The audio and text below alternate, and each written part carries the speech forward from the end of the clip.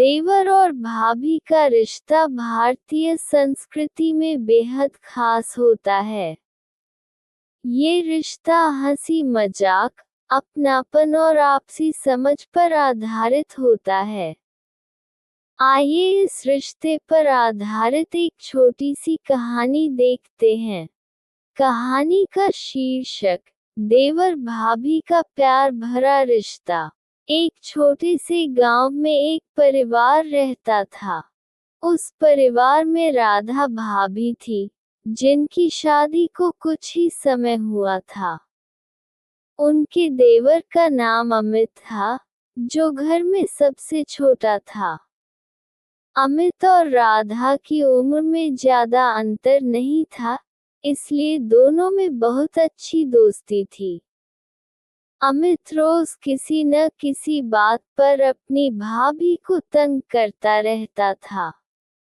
कभी उनके लिए चाय लाना भूल जाता, तो कभी सब्जी के लिए गए पैसे कम लाकर उन्हें तंग कर देता। राधा भी हंसी हंसी में उसकी शरारतों का जवाब देती और उसे अपनी जिम्मेदारियों का एहसास दिलाती।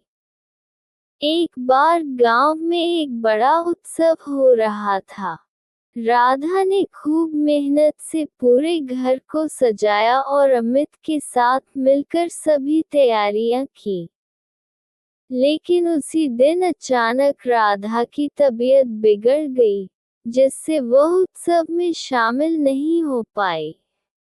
अमित ने देखा कि भाभी का चेहरा उतरा हुआ है, तो उसने चुपके से राधा के कमरे में जाकर उनके लिए मिठाइयाँ और पूजा की थाली ला दी और कहा, भाभी, आप यहीं से ही पूजा कर लीजिए। उत्सव में नहीं आ पाई तो क्या हुआ? मेरा पूरा उत्सव तो आपकी हंसी से ही पूरा होता है।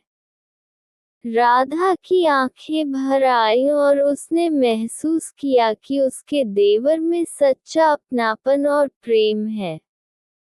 उस दिन के बाद राधा और अमित का रिश्ता और भी मजबूत हो गया।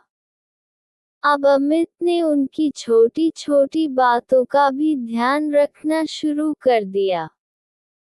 इस तरह देवर और भाभी का ये रिश्ता नटखट मस्ती और सच्चे प्रेम का प्रतीक बन गया।